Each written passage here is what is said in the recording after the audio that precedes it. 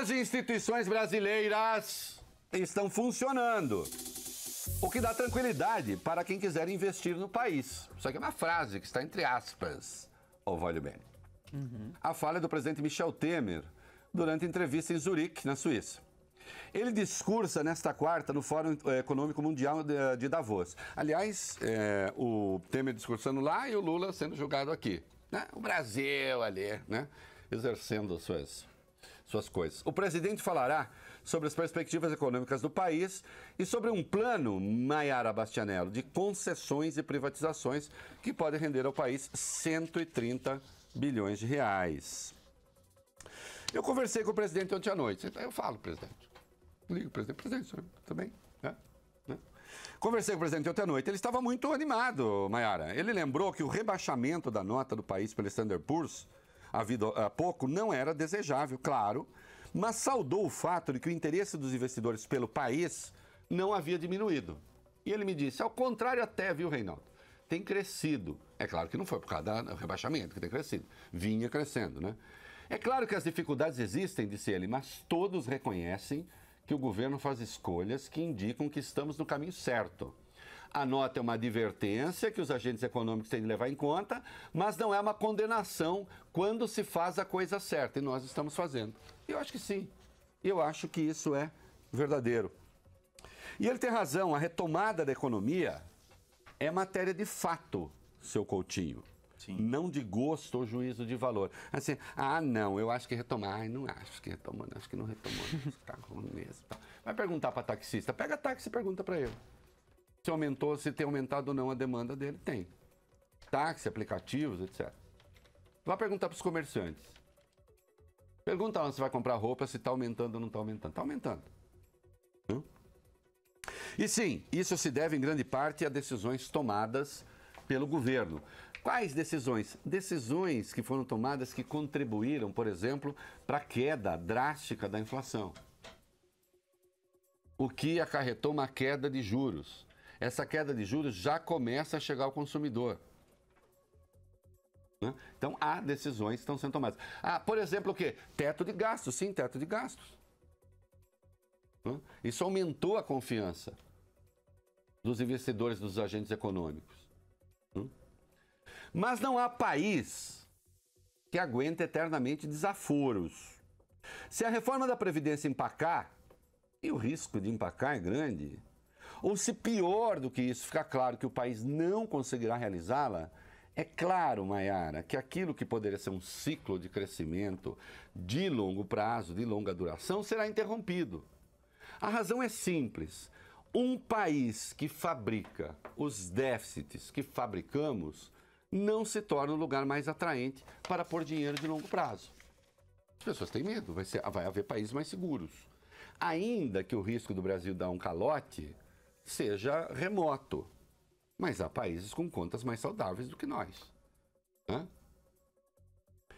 Esta segunda, dia 22 de janeiro, ontem, foi particularmente eloquente nesse sentido. Números vieram a público. O déficit da Previdência da União, INSS e servidores, atingiu 268,798 bilhões no ano passado.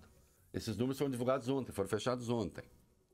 Só as contas do INSS ficaram em 182,45 bilhões no vermelho. Só o rombo da Previdência dos servidores da União. Atenção, nós não estamos falando dos demais servidores. Só os da União. Dos estados e municípios não está aqui. Foi de espantosos 86,348 bilhões.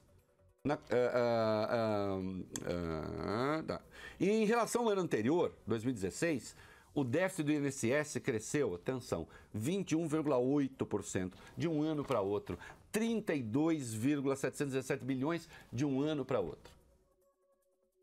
E aí vem um Zé Mané falar que não tem déficit. Que país aguenta isso? A resposta é simples, nenhum. Um país assim caminha para o abismo no médio prazo. E essa trajetória tem de ser interrompida, ou não há política pública que possa ser formulada. E que se note, a reforma proposta por Michel Temer não dá uma resposta imediata para isso. Não dá, né? O equacionamento que se faz é de médio prazo, justamente para evitar traumas na área social, sendo certo que uma outra reforma deverá ser feita dentro de alguns anos, mas se terá ao menos uma sinalização de que o país está disposto a arrumar seu livro caixa. Porque é disso que nós estamos falando, de livro caixa, de fluxo. Né? As pressões, no entanto, são imensas para que o país fique eternamente no buraco. O objetivo é esse? Será, Coutinho, que alguém diz assim, ah, não, quero manter o Brasil no buraco? É claro que não. Ninguém diz isso conscientemente. Ninguém confessa um troço assim. E eu vou dizer, e a pessoa nem acha que está produzindo isso. Né? Se ela tivesse essa consciência, eu parto do princípio de que ela... Né? Mas essa é a consequência inevitável de se manter o atual sistema previdenciário. E vamos ser claros, até a nomeação de um ministro ou ministra de Estado está submetida ao crivo dos que pretendem impedir a reforma da Previdência. Não é mesmo, ministra Carmen Lúcia? O Brasil avança apesar dos interesses, atenção, de uma elite aboletada no Estado, está lá enfiada no Estado, e que não abre mão de, meu amor, saiu C aí, e que não abre mão de sangrar os cofres públicos para manter uma vida de muitos privilégios e poucos esforços. Não há lava-jato que dê jeito nisso. A gente fica achando, prestem atenção, há uma certa burrice que tomou conta do país, segundo a qual, se a gente eliminar a corrupção, não há mais problema no país. Se a gente eliminar a corrupção, as contas públicas, Coutinho, estão sanadas. Acabou. Sem corrupção não existiria déficit da Previdência.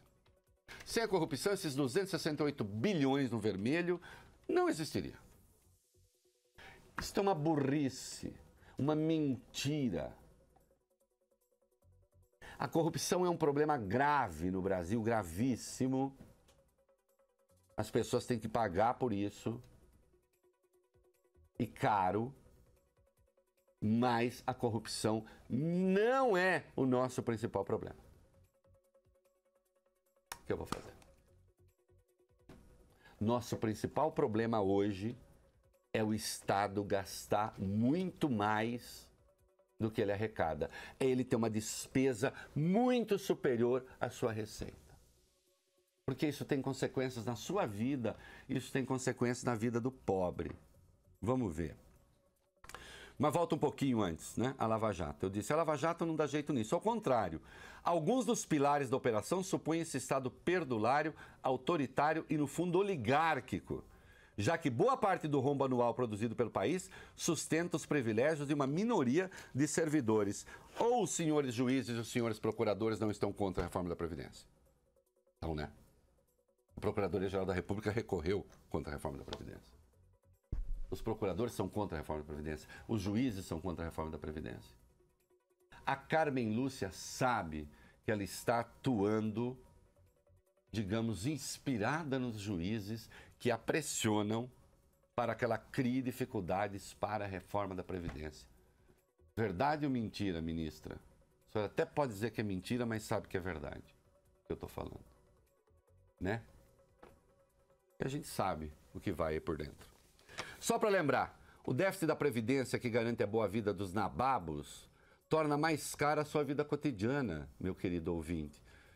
Por exemplo, ele está na raiz, esse déficit, dos juros altos. E esses juros que o governo paga é para captar recurso para fazer frente ao buraco.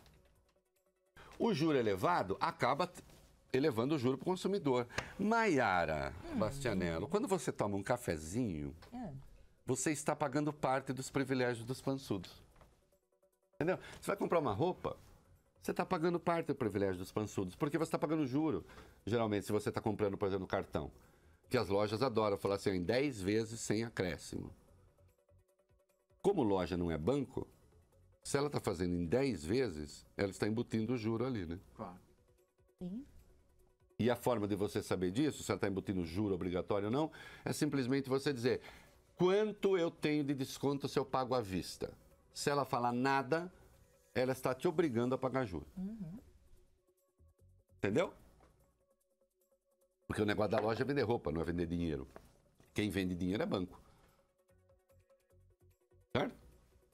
Aí não vende, ele empresta. Vende no sentido, né, de que você tem um desembolso para ter aquele dinheiro.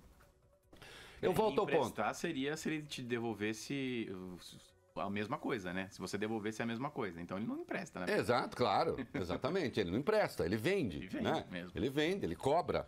Né? Você está pagando por aquilo. Fala, não, peguei 10 mil, daqui a 2 anos devolvi 10 mil. Não, você fala, né? Você está comprando Mas nem dinheiro. daqui a um mês. Né? Nem um mês. Você está comprando dinheiro.